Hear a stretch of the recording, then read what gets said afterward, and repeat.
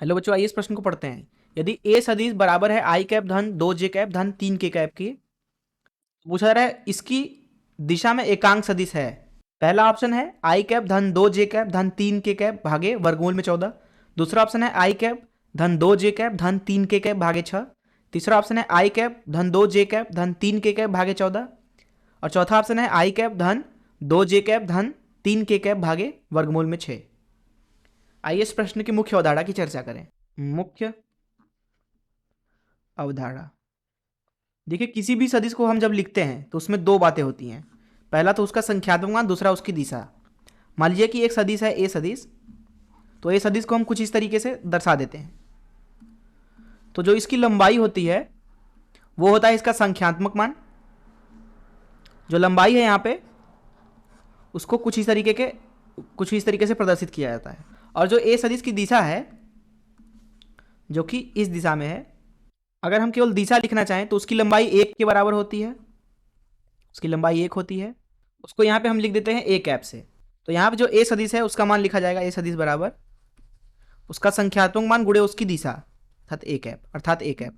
तो यहाँ से आप देख सकते हैं कि सदिश ए का जो दिशा होगा अथवा इकाई सदिश वो हो जाएगा ए सदिश भागे ए सदिश का संख्यात्मक मान। अब मान लीजिए कि ए सदिश जो है वो है ए आई कैप धन बी जे कैप धन सी के कैप।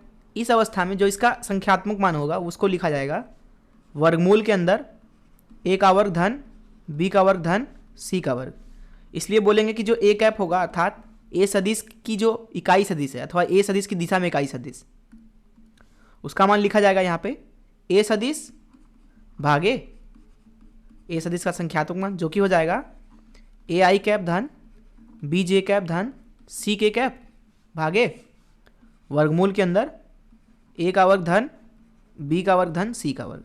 तो इस मुख्य अवधारणा का इस्तेमाल करके चलिए प्रश्न को हल करते हैं।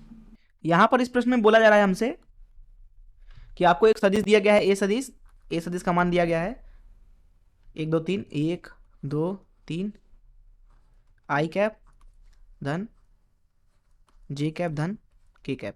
और बोला जा रहा है यहाँ पे कि ए सदिश की दिशा में एकांक सदिश, तो उसकी जो इकाई सदिश होगी उसको हम लिख सकते हैं ए कैप से, अर्थात ए सदिश की दिशा वो हो जाएगी ए सदिश भागे ए सदिश का संख्यात्मक मान।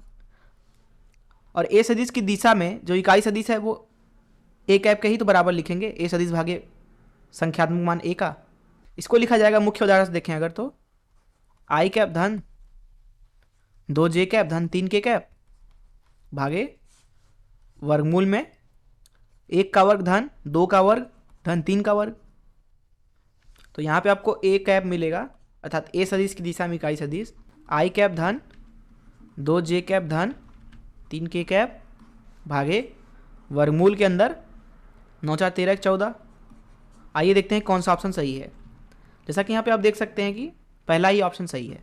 मैं आशा करता हूँ कि आपको इस प्रश्न का हल जरूर समझ में आया होगा। धन्यवाद।